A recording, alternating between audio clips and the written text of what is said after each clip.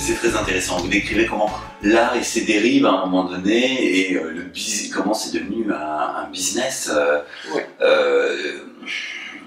Qui se freine pas, quoi. Non, c'est faussé. Complètement oui. emporté. Mais c'est très, très bien écrit et très bien dilué dans l'histoire parce que alors d'un côté il y a ce personnage très riche, amoureux de l'art, et puis de l'autre côté il y a une artiste, et ils vont se rencontrer, et puis il va y avoir une relation amoureuse entre eux, et c'est là où ça devient intéressant parce que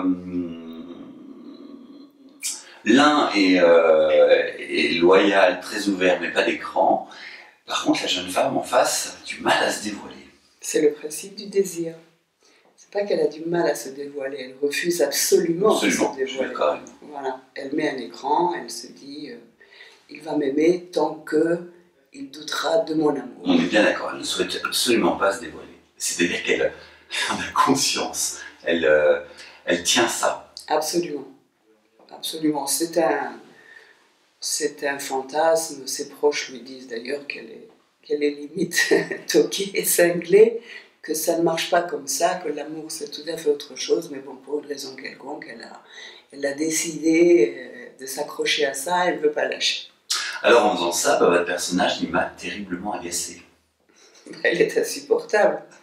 Elle est insupportable. Je ne me suis jamais identifiée à elle. Quelquefois, on s'identifie un petit peu, même si, comme je vous ai dit tout à l'heure, le personnage n'est pas basé sur moi, jamais, ni aucun trait de mon caractère.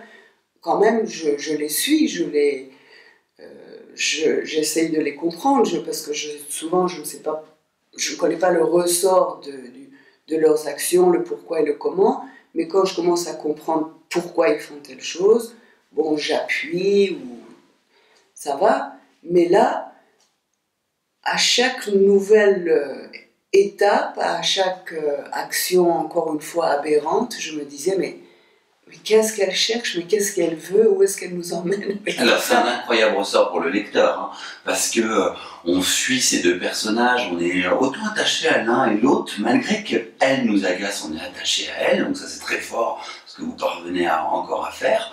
Et puis bien sûr, en face, on voit cet homme qui lui précise qu'il avait rencontré d'autres femmes aussi talentueuses, belles qu'elle et tout ça, mais que c'était pas le moment, et aujourd'hui pour lui c'est le moment, donc il lui dit les choses de manière très jolie, très franche, avec loyauté, et en face elle garde son écran. Voilà. Elle se met derrière un écran de fumée comme ça, et elle se dévoile pas. Oui. Mais elle dose bien les choses, c'est-à-dire quand elle le sent un peu baissé, elle arrive à aller le rattraper, ainsi de suite.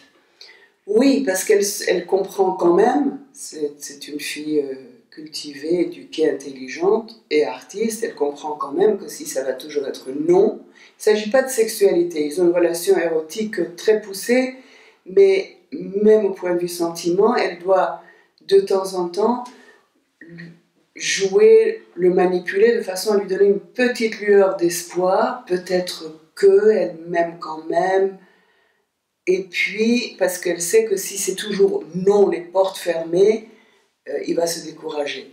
Donc, mais voilà. Et pourquoi votre personnage, il est comme ça? Je ne sais pas du tout. En fait, quand lui l'interroge, elle, en disant, mais, ou plutôt ses proches l'interrogent, vous avez rencontré le psy, l'ami de Thaddeus? Quand on lui dit, mais qu'est-ce qui t'a manqué dans ta vie? Est-ce que tes parents préféraient ta sœur? Est-ce que tu t'es senti en manque d'affection? Est-ce que tu as besoin de prouver quelque chose? Elle répond constamment non. Et elle a raison, c'est une personne jusqu'à ce jour parfaitement équilibrée. Sa tante lui dit, est-ce que le fait de rencontrer cet homme qui quand même sort de l'ordinaire t'a complètement fait basculer dans la démence? Mais non.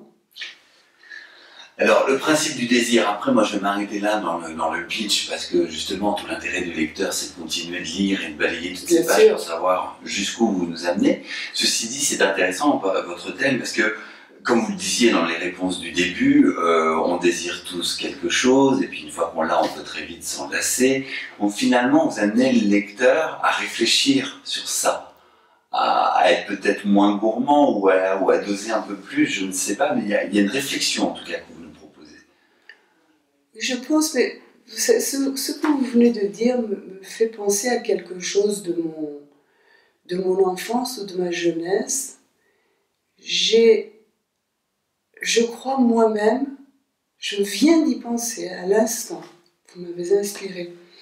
Je pense que je ne me fatigue pas de ce que j'ai vraiment voulu et que je garde, que ce soit des relations, que ce soit, je me souviens quand j'étais au lycée, j'avais pas beaucoup d'argent de poche, j'avais vu un petit portefeuille en cuir marron, j'avais quoi, 15 ans, et j'en rêvais. Finalement, j'ai réussi à mettre 350 de côté, je l'ai acheté, et pendant tout le temps que je l'ai eu, je ne sais plus combien d'années, à chaque fois que je le prenais, je l'adorais. Et c'est le cas avec le portefeuille que j'ai maintenant. Et je garde mes affaires très longtemps, je les aime toujours.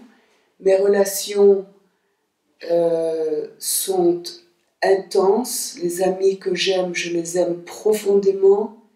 Par contre, si je suis déçue, en amour, en amitié, je tourne le dos immédiatement, si ce n'est pas ce que j'imaginais.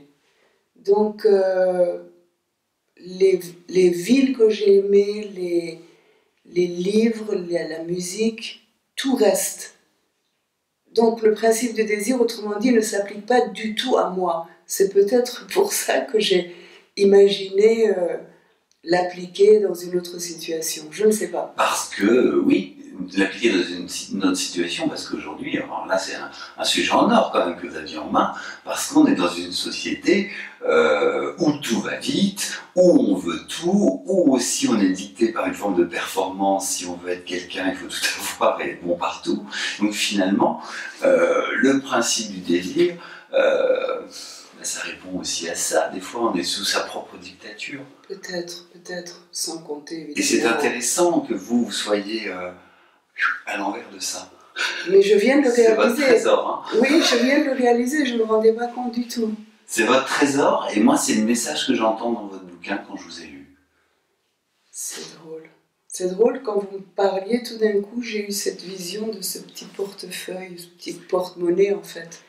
Pour quelle raison, et on va terminer là-dessus parce que le temps passe très très vite, pour quelle raison les lecteurs, moi j'en ai plein, hein, mais je fais exprès de vous poser cette question, pourquoi les lecteurs devraient lire votre livre alors qu'il y en a plein? Ils devraient le lire d'abord parce que j'ai besoin de beaucoup de lecteurs, je veux beaucoup de lecteurs.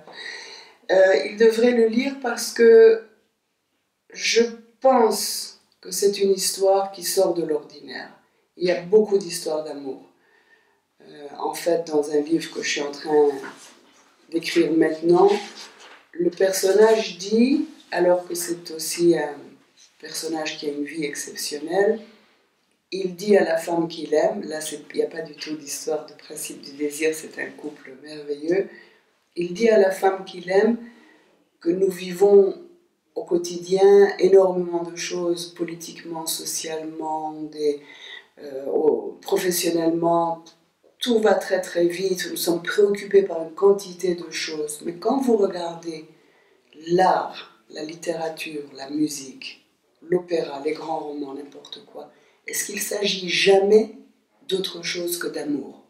Est-ce que ce n'est pas fondamentalement la chose essentielle dans nos vies, même si nous ne le savons pas, même si nous ne le trouvons jamais, même si nous ne le reconnaissons pas quand il arrive?